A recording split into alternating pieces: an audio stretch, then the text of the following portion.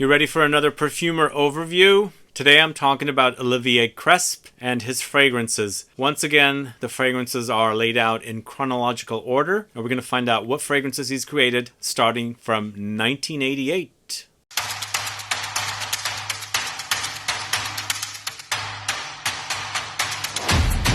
Thanks so much for tuning in. This is Sebastian. Yesterday I'm talking about Olivier Cresp fragrances. This guy's been around for a long time, and he's created some masterpieces and very well-known fragrances and very historic fragrances, I should say. So I've got a lot of designers here and a lot of niche houses, but it's more designer, I think. And I believe, I think Olivier Cresp has been with the Firmenich for the longest time. I believe when he created Angel, he was at Firmenich. But I'm going to be doing more of these videos on different perfumers. So if you have a favorite perfumer you'd like to see, do put a comment down and let me know what perfumers you want me to do. I'm doing ones that I have access to fragrances of. Some perfumers I don't, so I might not do them, but give me some ideas. And also let me know what your favorite Olivier Cresp fragrances are. So why don't we go ahead and get started with the first one. Going back to 1988, this is the first fragrance of his that I have in my collection. This is from a house called LOEWE. It's ESENCIA pour Homme, this one right here. Now, I did not realize he did this up until a couple years ago. And it's one of my favorite fragrances from this house, but very old school, came out in 1988. Also kind of an alternative to Polo Green from Ralph Lauren. But this actually, I think is definitely a lot more fresher, and it doesn't smell like badly reformulated, because when I wear Polo Green, it starts out really great and pine-like, and then the leather becomes kind of not very nice smelling. But ESENCIA pour Homme is quite nice. It's a great alternative to Polo. Not identical, but similar ideas with fir, pine, lavender, oak moss, leather, basil, green notes. A lot of stuff happening in here. It's that kind of old school green, woody, aromatic, pine fragrance notes, along with a leather in here as well. So there's definitely a leathery touch when it's drying down.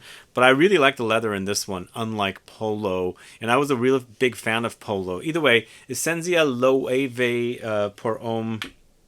I should say it's LOEWE ESENCIA pour Homme in the eau de toilette concentration. And there is a eau de parfum. And I believe there's now an elixir that's coming out of that fragrance. I heard that it's completely different. But moving on to 1992, this is Angel from Mugler.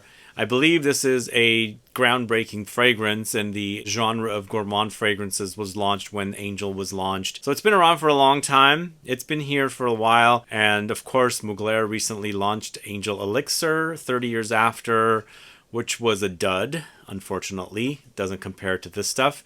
And this stuff is one of the most amazing trails ever. I think it's an intoxicating smell. Once again, thank you, Patchouli. The Patchouli is king here with this, along with cotton candy, honey, berries, chocolate, coconut, cassis, plums, caramel, vanilla, tonka, amber. Such a delicious fragrance. I know it's not the same. It's been watered down. But to me, it's that trail. That is magical. It is what was kind of...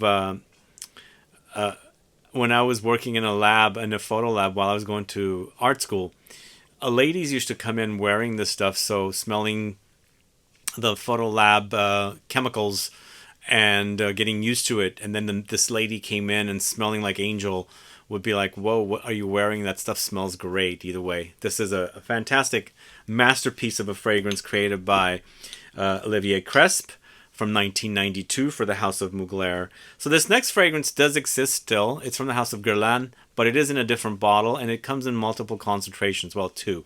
Eau de toilette and eau de parfum, but I believe there used to be a parfum of this as well. This is CHAMPS-ELYSEES in the EDT concentration in the vintage bottle. Perfect condition. And this is a beautiful, beautiful floral fragrance with mimosa, lilac, lily of the valley, vanilla, almond tree, almond blossom, almonds, peony, rose, melons. There's a lot of stuff going on, but this is an almondy-like fragrance. And even though it's focusing on mimosa, that's pretty much the dominant note in here, along with lilac. So to me, it smells like spring flowers on trees. Mimosa is a yellow flower. Lilac is, of course, a lavender-colored, lilac-colored flower. But to me, Mimosa has an almondy edge, and I feel like it really enhances the almondy notes that are in here because you've got the almond tree, you've got the almonds, you've got the almond blossom. It's an almond bomb. It's a beautiful fragrance. This is vintage. I don't know how the current formulation is, but I wanted to feature it as it's a great creation from Olivier Cresp. And that was from 1996, and up next from 1997, going to the house of Dior. This is DUNE pour Homme from the house of Dior, along with Jean-Pierre Bethouart. I think that's how you say this perfumer, who I'm not too familiar with. He apparently created this fragrance with him. So this one was a sandy fig fragrance, and it featured the fig leaves along with the fig fruit. There's also sandalwood here, cassis, sage, basil, rose, cedar, tonka, vanilla, and mignonette. This was one of my very first fig fragrance experiences, and I wasn't really familiar with fig fragrances to begin with, but I was a big fan of fig trees, the leaves, and the fruit as well, so I knew the smell, and I really enjoyed this for that. But it's definitely kind of has a weird beachiness about it because of the sand note, but it's definitely the greenness of the fig leaves and then also the fruitiness of the fruit. So it's a great creation, still around today, thankfully. DUNE pour Homme from the house of Dior, wonderful offering. Then we're going to the house of KENZO. It's Jungle Homme from 1998. This to me is kind of like an alternative to Declaration. I believe they came out around the same time. I think Declaration came out in 96. This came out in 98, so could be inspired. It's a spicy take on woods and an alternative to the ladies' jungle. This is Jungle Homme with cinnamon, nutmeg, guaiac wood, bergamot, lemon, mate, benzoin, cedar, vetiver, carnation. So similar notes, but different directions. To me, they smell kind of similar or like distantly related because it's the spices along with the woods. It's a very woody fragrance, but along the way, you've got some, citruses and floral notes in here as well. This is KENZO Jungle Homme and it's from the year 1998. Then we're going to the house of PENHALIGON'S. This is CASTILE. This one right here, a wonderful soapy smelling orange blossom neroli fragrance. Although this mentions that there's two kinds of orange blossom here, no mention of neroli, but I feel like there is some in here. And it's also featuring notes of Petitgrain, bergamot, rose, musk, and woods. This is definitely very, very soapy. And I've always mentioned that orange blossom neroli has a soapiness, and obviously they're using these two notes, well, orange blossom in this case, because neroli is the same flower. Basically, it's a different extraction distillation process. So one version is neroli, the other is orange blossom. But in this case, they're using a couple of different kinds of orange blossom to create this very fresh, soapy, citrus floral fragrance. So this is CASTILE from the house of PENHALIGON'S. But moving on to the year 2001 from the house of Dolce & Gabbana. This is Light Blue, this one right here. Who's a fan of Light Blue? It's been around for a while. Multiple flankers.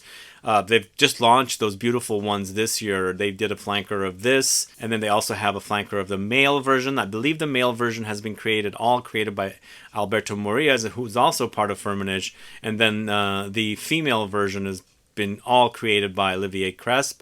This is a very fresh, fruity, watery fragrance for the ladies, which also kind of reminds me a little bit of Jardin d'Amalfi from Creed. Similar ideas, but it's lemons, apples, bamboo, cedar, musk, amber, jasmine, rose, and bellflower. Very fresh. I think a guy can totally pull this off. Definitely feminine leaning, but if you like the idea of a floral, citrusy, fruity fragrance, definitely check out Light Blue for the ladies from 2001. Then we're going to the house of Montana Homme from 2001. This is not Parfum d'Homme, this is Homme from 2001. They're completely different smelling fragrances. I still have to get a bottle of the Parfum d'Homme because that's more old school. And this is also kind of old school as well, but a bit more modern. It's kind of a take on something like a chypre, citrusy chypre, like a YSL pour Homme or Eau Sauvage and things like that. There's Oakmoss here with lemons, bitter orange, geranium, sandalwood, artemisia, patchouli, amber, and a lot of other citruses. It's very fresh, green, earthy, and mossy as well, but a really great scent that Olivier Cresp has created. So this is Montana Homme from 2001. Then we're jumping 10 years forward. I don't have anything in between. I'm sure he's created other fragrances around that time. But this fragrance is a co-creation with Anique Monardo, which I also featured in the Anique Monardo video. This is Coco Rico, this one right here. And as I was saying in the other video, I absolutely really love this, and I used it as an alternative to Lige, L'Instant de Guerlain Pour Homme Extreme. At the time, it was hard to get it when I first got this fragrance at the discounter for around 30 bucks. But I like the combination of the chocolatey notes of cacao with fig leaves. There's also patchouli here, vetiver, and then some cedar notes. Very woody, but that contrast of the bitterness of the fig leaves, very unique against the cacao. Really, really great fragrance. Super amazing. Didn't last. So it's Coco Rico from the house of Jean-Paul Gaultier, and that was from 2011. Let me know if you recognize any of these fragrances so far from Olivier Cresp, and which of these fragrances have you worn, which do you really enjoy. Put a comment down below so I can find out. But moving on to the house of Penhaligons once again, this is Juniper Sling. Recently I featured this in Juniper Berry, and Gin fragrances video, and I ranked it pretty high because I think it's really, really awesome smelling and really realistic with the whole Juniper Berry gin-like qualities it has. It's very fresh, a bit metallic, very ice cold with Juniper Berry, vetiver, black pepper. There's also orange, cardamom, leather, sugar, orris, angelica, and amber. Really great creation from Penhaligons and really wonderful offering. It's very, very fresh, and then the realistic idea of gin tonic comes to mind when I'm wearing this one. So this is Juniper Sling from 2011. Let me know if you're a fan of that one. And here's one that I don't think a lot of people are going to know, but I bought this in France on one of my trips way back in 2014 and really loved the way it smells. And I have put it away because I think it's kind of discontinued, but I pulled it out for this video. This is Cerruti 1881 Bella Notte Man. Are you guys familiar with this one? From 2014. For me, this feels like it's amped up with patchouli and spices. It's also very fresh, and I like the way it wears. It's kind of the really sexy, kind of earthy, woody dry down. But the patchouli is not very prominent. For me, I don't know, something in here, the combination of the notes is very, very wonderful. And then wears really great for me, and it smells great. It has great, you know, trail as well, but this is an eau de toilette. I believe it's an eau de toilette. So it's not the biggest or beefiest fragrance, but it smells really, really great if you haven't smelled this one. But it has spices like Sichuan pepper, cardamom, there's nutmeg, coriander, vanilla, cinnamon, there's juniper, jasmine, cedar, patchouli. It's a great, great fragrance. It's a flanker to the original Cerruti 1881, but this is Bella Notte Man, a rich, really, really great smelling fragrance. So that is a wonderful offering from that house. If you can get your hands on it, get it. But the next fragrance, I'm sorry, I don't have my bottle. I just used it in a discontinued fragrances video. Now it's gone missing, but it's from the house of Amouage. Once again, discontinued. If you can get yourself a bottle, get it, because it's a great fougere from 2016. It features notes of cloves, cypress, geranium, patchouli, cedar, nutmeg, lemons, bergamot, sandalwood, and cinnamon. It's a great, great fougere. It's kind of like Houbagam Fougere Royale, but it's amplified with the warm spices like the cloves and the cinnamon. So it's a great take on something barbershop-y, but warmed up with those spices, as I said. So if you're familiar with Fougere Royale, you might actually really dig Bracken if you like those warm spices. So this one, I was surprised that he created this fragrance. Going to the house of Mercedes-Benz, this is Club Black from 2017. I've been recommending this one as a great, inexpensive vanillic fragrance. It's a bit one-dimensional, wears close to the skin, but I really love its cozy, comforting vibe. And it's also super delicious with the vanilla and also spiciness, but it's vanilla with benzoin. There's woodsy notes here, ambroxan to kind of give it a, you know, extended life with incense, jasmine, and bergamot. So I think this is a really, really great, inexpensive fragrance, although I feel like the prices are creeping up once people are finding out about it and buying, you know, bottles of it. But still, if you can get it for around $50, which is what I paid for, I think it's great value. And those of you that love vanilla fragrances, definitely check this one out. It's male targeted, but very, very unisex. So this is Mercedes-Benz Club Black, a great creation from Olivier Cresp. Are you a fan of that one? Do let me know. And then next, going to the house of Givenchy, this is Gentleman Givenchy, or Givenchy Gentleman EDP. It gets confusing with all the different, you know, reversals of the name, but this is my favorite in this series with Nathalie Lorson. Both perfumers created all of the fragrances in this collection, I believe. And Nathalie Lorson also is a Firmenich perfumer. And I have a video of hers as well on the channel if you want to catch it. But this is vanillic. It's orris with powdery iris touches and tolu balsam, tonka beans, benzoin, patchouli, cloves, bergamot, cinnamon, lavender, black pepper. Really, really great designer male fragrance. I really love the smell. It's a bit creamy but powdery at the same time, and also vanillic. Really beautiful, sweet fragrance. So this is Gentleman Givenchy EDP from the house of Givenchy, launched in 2018. That's my favorite. As I said, I don't care for the original Eau de Toilette from 2017, but it was really great with the 2018 version of the EDP. But moving on to the house of Parfums de Marly, this is Sedley, this one right here. Sedley is a great fresh fragrance with a kind of a creaminess about it.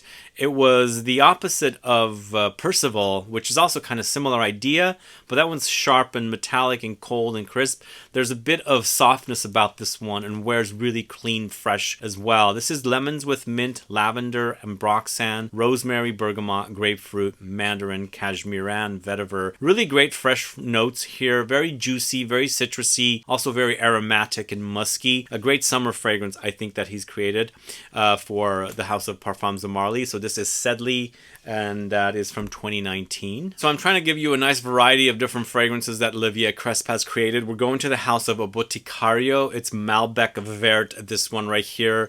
So this is an expensive fragrance, and it's a very mass smelling fragrance, I feel like, but I wanted to highlight it. It's a nice flanker for anyone that is on a budget and wants to wear kind of designerish fragrances. From 2019 here, it's got woodsy notes. There's grapes here, ice, vetiver, patchouli, grapefruit, and then also green and earthy notes. The green and earthy notes for me don't come up until later on. So when you're first smelling it, it does have that kind of very familiar designer smelling fragrance smell. And then it kind of becomes a little more unique with its iciness and the vetiver, the grapefruit and the grapes, and then also the earthy notes, or the green earthy notes. So this is Malbec Vert from the house of Boticario. It's a Brazilian house. Are you familiar with that house? Next, going to the house of YSL. This series was started in 2014, but the version, the flanker that I have, is from 2021. It's Black Opium Eau de Parfum Extreme, this one right here. It's a really great, delicious fragrance, I think. Kind of, you know, I think male and female fragrances are becoming very similar, because you've got this kind of sweet vanillic fragrance here, Gentleman Givenchy, and then you've got Black Opium, which kind of has similar notes as well, but going in different directions. So I feel like male and female fragrances are becoming very, very similar. But this is a co-creation with Nathalie Lorsan once again and Marie Salamagna, and also Honorine Blanc. So 4 perfumers creating the different flankers of these fragrances. And this has coffee, bourbon vanilla, cocoa, patchouli, mandarin, pears, lemon, Indian jasmine, and orange blossom. Definitely this is the only version I have. I feel like this is one of the best in the collection. I need to look at some of the others. I believe there's a Parfum in this series now, which I haven't got my nose on, but check this one out. It's Black Opium Eau de Parfum Extreme from the house of YSL. Then jumping to 2022, a year after Black Opium EDP Extreme, this is Givenchy MMW. This is such a great fragrance, guys. It's minimalistic. It's also kind of a skin scent, but I like what Olivier Cresp has done with this. This is Ambroxan with Atlas and Virginia Cedar. There's ISOE Super, Palo Santo, vetiver, cardamom. It's wearing minimalistic. It's also wearing very woody and also musky, and it has a really, really beautiful trail, but very minimalistic. It doesn't really project really heavily and things like that. It needs some of your body temp to kind of like amp up the fragrance, but if you like the idea of fragrances like Another 13 and, you know, Molecule series fragrances, you might want to check this one out because I think it smells really, really great. So this is Givenchy MMW. I don't know what the status of that fragrance is. I feel like it's kind of like a limited edition because I can't find it at a lot of different places. So I've got a couple of bonus options as well. I'm leaving off Acro till the end because this is around the time Acro had launched, although I think it launched around 2018, 2019. But since he's Olivier Cresp is a perfumer on all those fragrances, I left that as a bonus option. But moving on to the house of Lilac, this is Incarnation, this one right here. This is a really great jasmine fragrance. The jasmine, Indian jasmine, is so heavy here. It's a bit also indolic, so be careful about this one.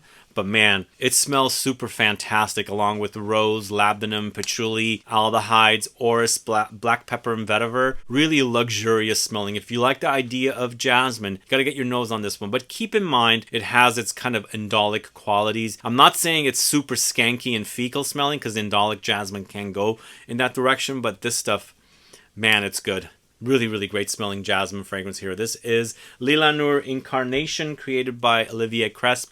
Then moving on to the house of Born to Stand Out. This is Dirty Rice, this one right here. I featured this in a rice fragrances video. And you know, it's musky, powdery, and also lightly nutty, kind of toasted, kind of smelling. You know, rice is not very strong smell, but the idea of the rice is totally here. So it's a great fragrance to wear. It's a bit personal, also very powdery, musky, as I was saying. But there's musk here, basmati rice, vetiver, cetalox, cedar, milk, peony, sandalwood, almonds. Yeah, it gets nutty for sure.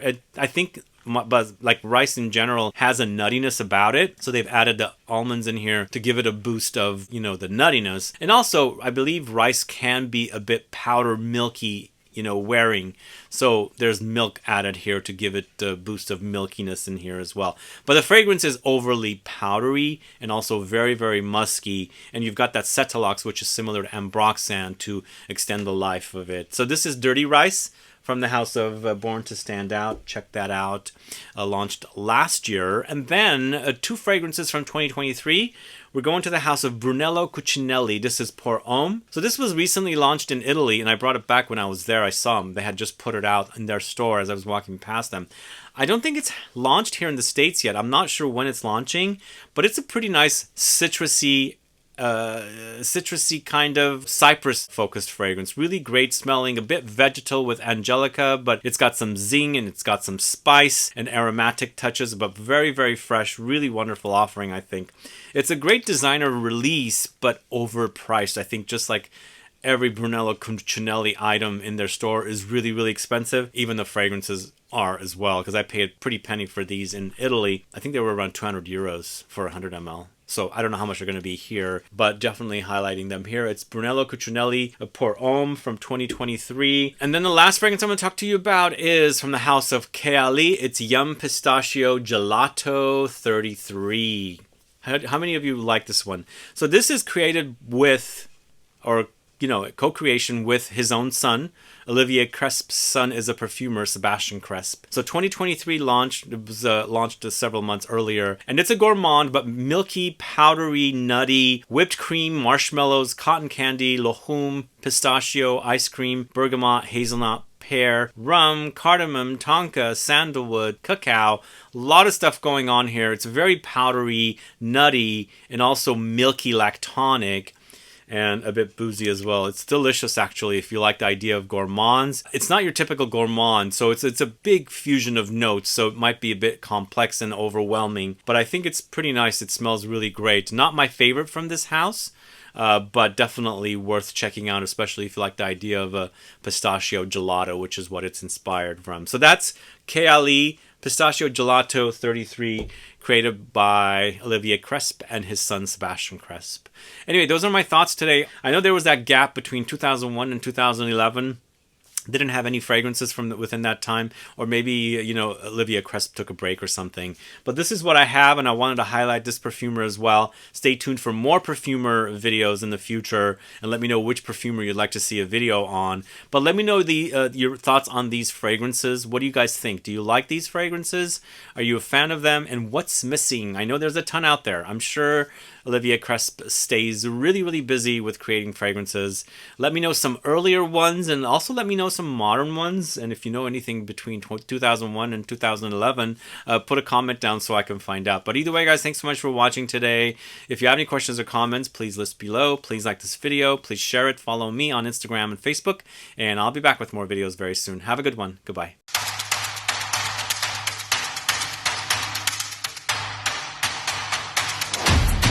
Alright, as promised, I do have some bonus options here. Going to the house of Acro, and Acro has a ton of fragrances now. They launched with 5, and they probably have around 8 now, and there's a couple more coming. But I wanted to highlight Smoke, my favorite from this house still. It's kind of like a tobacco vanille with an overdose of smoke. So it's very, very smoky. It can come off a bit barbecue-ish. But once that smoke disappears, you're left with something like tobacco vanille with the whole vanillic kind of touches with the benzoin in this, tobacco, and then also like other notes of tonka and things like that. So really, really great fragrance. Really shines in the heat. If you've never worn that in the heat, I really like it, because Acro fragrances are not necessarily uber thick and dense. So that's why I feel like that one is definitely doable in the heat. Next, it's Awake, this one right here. Awake is such a great coffee fragrance. Really wonderful. This line is all inspired by addictions, and Awake is inspired by coffee. My favorite, one of my favorite things to have ever. Every morning I'm all about coffee, and this really has a great coffee smelling quality. Really one of my favorite coffee fragrances, and also cardamom is in here. So there's a kind of sweet nuttiness of the cardamom against the really dark black coffee. So delicious. Awake is amazing. And then finally, Dark. Dark, these are my top 3 acro fragrances still. We'll see what happens with the next couple of fragrances that are coming. But Dark is like dark chocolate, basically. I'm addicted to chocolate. I really love it. And this smells like chocolate, dark chocolate. There's a nuttiness here with the hazelnuts. Super delicious fragrance. I think this collection is really nice. Wonderful offerings created by Olivier Cresp. Not overwhelming and also not extremely expensive. But they also don't wear very heavy either. But they smell really, really great. And that's what I like about them. So this is acro. And this is Dark, and that's the last fragrance I'm talking about today. See you guys later. Bye-bye.